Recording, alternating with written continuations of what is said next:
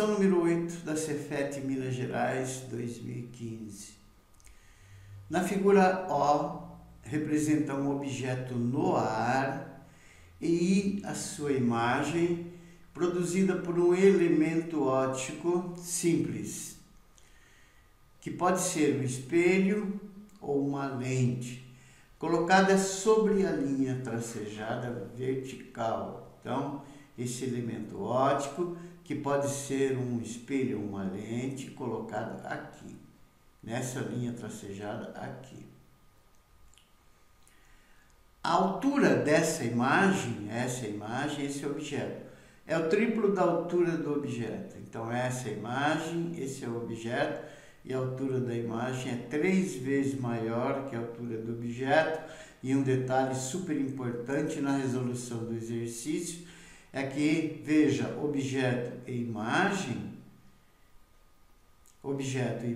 estão à esquerda do elemento óptico. Então, ambos estão no mesmo lado, no desenho fornecido do lado esquerdo. Aí ele diz, esse elemento óptico é um espelho plano, espelho convexo, uma lente convergente, uma lente divergente ou um espelho côncavo. Muito bem. Sendo a imagem virtual e maior, porque eu sei que ela é virtual porque ela é direita, tá? Toda imagem direita é virtual. Então, sendo a imagem virtual e maior, então não pode ser no espelho plano. Por quê? Porque no espelho plano, a imagem é sempre virtual e do mesmo tamanho que o do objeto. Não pode ser uma lente divergente, porque a lente divergente forma sempre imagem virtual, direita, né? E menor. E o espelho convexo é a mesma coisa, ele forma sempre uma imagem virtual, que é direita e menor que o objeto. Então está o espelho plano, a lente divergente, espelho convexo, não pode ser. Assim sobra das alternativas do exercício, sobra o espelho côncavo e a lente convergente. E vamos distinguir qual é a correta nas duas figuras abaixo. Na figura da esquerda abaixo, você tem aqui, esse daqui, ó, é um espelho côncavo, tá vendo? A superfície refletora está do lado direito. Esse é o objeto. Traçando os raios notáveis, esse objeto que está do lado direito do espelho côncavo fornece essa imagem aqui, que é virtual, direita e maior. Que não pode ser o caso do exercício. Por quê? Porque no caso do exercício, imagem e objeto, tá vendo aqui, ó, estão do lado esquerdo. Sobra uma lente convergente. Então, essa é a lente convergente. Aqui está o objeto e aqui está a imagem. Traçando os raios notáveis, tá? Então, esse é o objeto, essa é a imagem virtual, direita e maior que o objeto, no caso do exercício, 3 vezes. Então, a alternativa correta é a lente convergente, onde objeto e imagem estão do mesmo lado, do lado esquerdo. A alternativa correta é a alternativa C. Questão número 9. Referindo-se à interação de correntes elétricas com campos magnéticos, assinale V para as afirmativas verdadeiras ou F para as falsas. 1. Funcionamento de um gerador de corrente elétrica pode ser explicado pela lei de Faraday. 2. Ao girar o eixo de um motor de corrente contínua com as mãos, ele funcionará como gerador de corrente elétrica. 3. Um fio percorrido por uma corrente elétrica e colocado em um campo magnético uniforme sofrerá ação de uma força magnética independente de sua orientação no campo. A afirmativa correta encontrada é a estão. 1. O funcionamento de um gerador de corrente elétrica pode ser explicado pela lei de Faraday. Isso é verdadeiro. Geradores elétricos são dispositivos que transformam qualquer tipo de energia em energia elétrica. O mais comum, o dínamo, funciona convertendo energia mecânica contida na rotação do eixo do dínamo. Então, quando você gira o eixo do dínamo, você está transformando energia mecânica em energia elétrica. Explicando, isso faz com que a intensidade de um campo magnético produzido por um ímã permanente, que atravessa um conjunto de enrolamentos, varie no tempo. Então, quando você gira o eixo do dínamo, você está variando o campo magnético produzido por um ímã permanente. E quando isso acontece, pela lei da indução de Faraday, isso leva à indução de tensões nos terminais dos mesmos, fazendo surgir corrente elétrica. 2. Ao girar o eixo de um motor de corrente contínua com as mãos, ele funcionará como um gerador de corrente elétrica verdadeira. Veja lá em cima, quando você está girando o eixo do dínamo, do gerador, você estará transformando energia mecânica em energia elétrica. 3.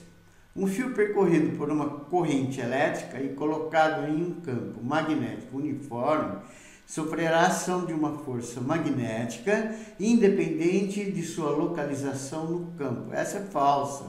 Olha a expressão da força magnética aqui.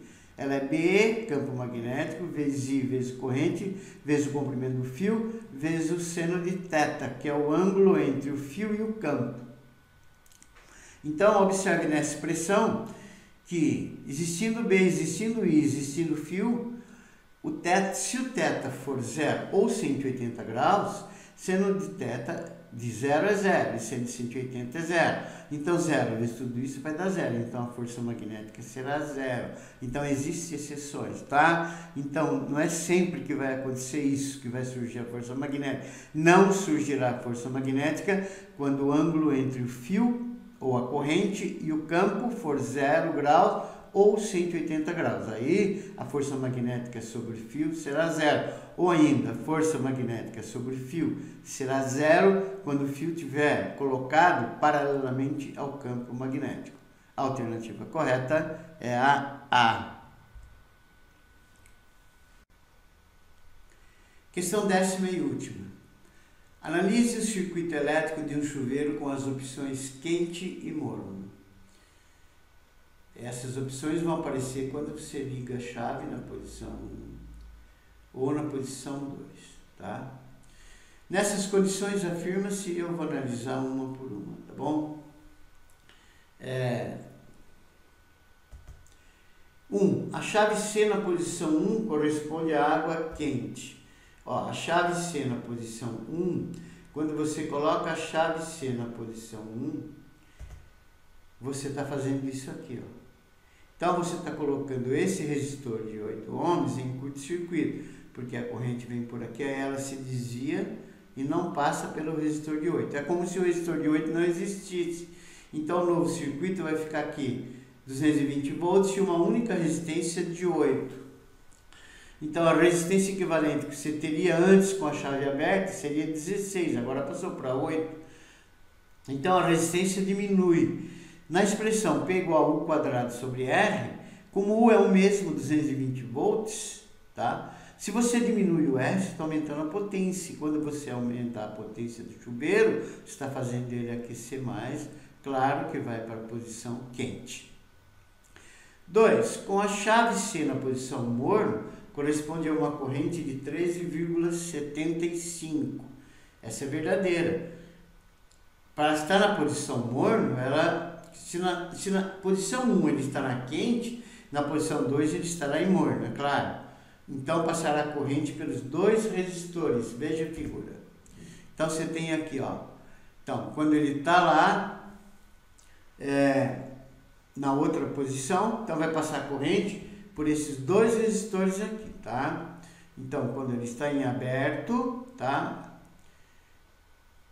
É a posição morno, então não estará mais em curto. Como não estará mais em curto, o circuito está interrompido aqui, ó. Como o circuito está interrompido aqui, vai passar a corrente pelos dois resistores. Então, você vai ter um resistor equivalente aqui de 16 ohms, né? Porque quando eles estão em série, você soma as duas resistências. Então, REC é 16. REC é 16 e a tensão, a DDP, é 220. Então, REC é 1 sobre I, 16 é 220 sobre I, o I vai ser 220 por 16, então a corrente vai dar 13,75 ampere com a chave na posição morno. 3. A chave C na posição 2 corresponde a um consumo de aproximadamente 3.000 watts. É verdadeira, tá? Então, U é 220, o I já achamos aqui anteriormente, 13,75 ampere. Jogando no pio, P igual a I vezes U, você vai ter 13,75 vezes 220, que vai dar 3.025 watts, que é aproximadamente 3.000 watts, está correta. 4 e última, a chave C na posição quente corresponde a uma diferença de potencial de 110 volts em cada resistor, falsa. Com a chave na posição quente, ele vai ter apenas uma resistência de 8. E essa de 8 vai estar submetida a uma DDP de 220 volts. A alternativa correta é a D de dado. Se você gostou desse vídeo e achou que ele foi útil para você, vai lá no início e clique em inscreva-se, que o Físico Vestibular agradece muito.